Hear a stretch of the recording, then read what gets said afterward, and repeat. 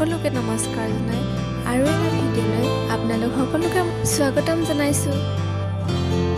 আজি হৈছে 21 জুন 2025 চনৰ আন্তৰ্জাতিক য়োগা দিৱস।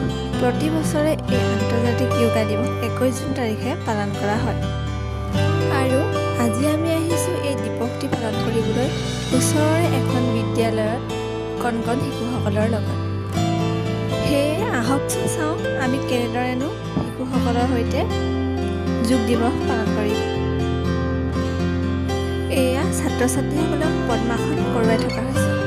পদ্মাসনৰ উপকাৰিতাৰ বিষয়ে ক'বলৈ গ'লে নিয়মিতভাৱে পদ্মাসন কৰিলে মানসিক একাগ্ৰতা, ধৈৰ্য শক্তি, স্মৃতি শক্তি আদি বৃদ্ধি পোৱা দেখা যায়।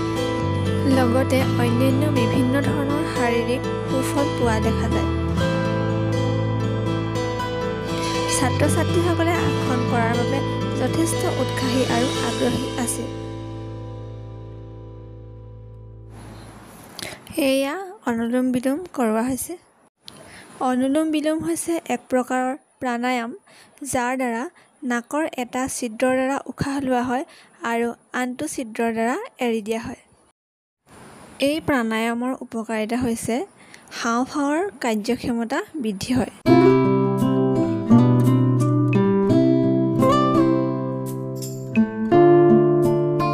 ছাত্ৰ ছাত্ৰীসকলে আমাৰ লগত আসন কৰি বহুতো আনন্দ লাভ কৰিলে আৰু বহুতো নজনা কথা শিকিলে। আমাৰো সিহঁতৰ লগত আসন কৰি বহুত ভাল লাগিল।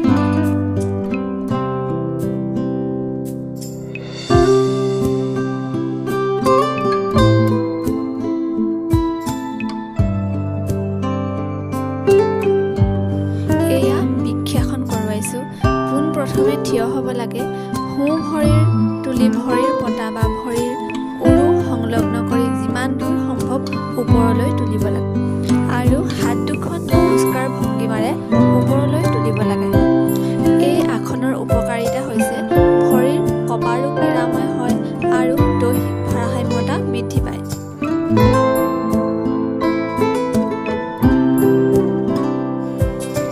এয়া আমি কৰোৱাইছোঁ মাউণ্টেইন প'জ, যাক পৰ্বতাসন বুলিও কোৱা হয়।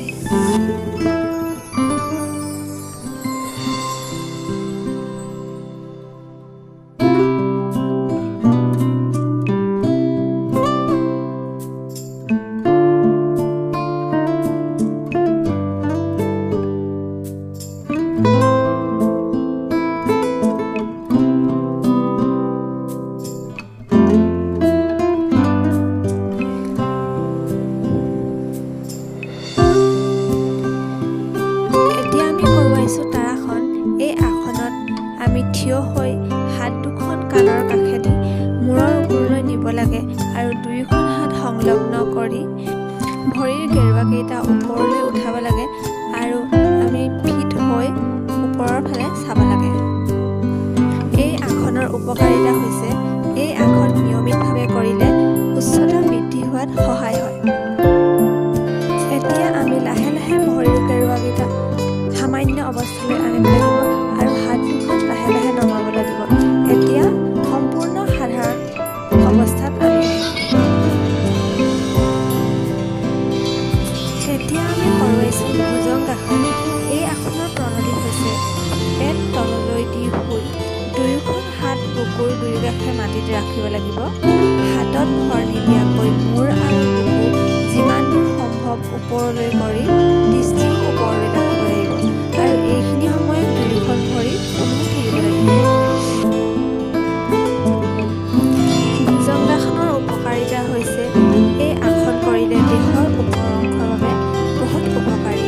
এই আসন নিয়মিত অভ্যাসৰ ফলত আমাৰ মেৰুদণ্ড আগফালে বেঁকা হৈ নাযায়। একেবাৰে সোজা হৈ বহি লেখা পঢ়া কৰা লোকসকলৰ বাবে এই ব্যায়াম যথেষ্ট ফলদায়ক।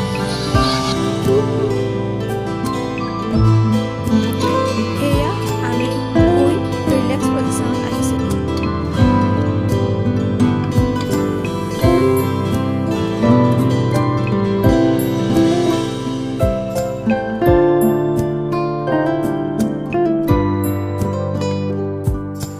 এতিয়া আমি শৱাসন কৰিছোঁ। এই আসন অন্যান্য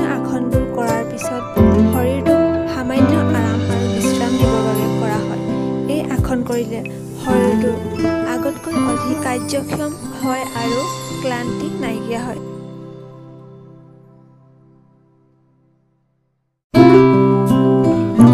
বিদ্যালয়ৰ আসনসমূহ কৰোৱাৰ পিছত আমি এতিয়া আহিছোঁ ডায়েটলৈ।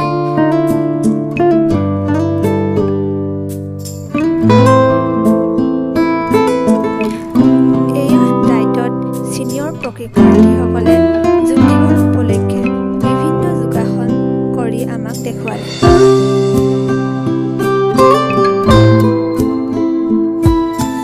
এয়া আমি সকলো য়োগা মেট পাৰি ভালদৰে এজনকৈ য়োগা মেটত বহিছোঁ আৰু আমি বিভিন্ন ধৰণৰ আসন কৰিলোঁ। 2025 চনৰ 21 জুন য়োগা দিৱসৰ দিনটো আমাৰ বহুত ধুনীয়াকৈ পাৰ হ'ল।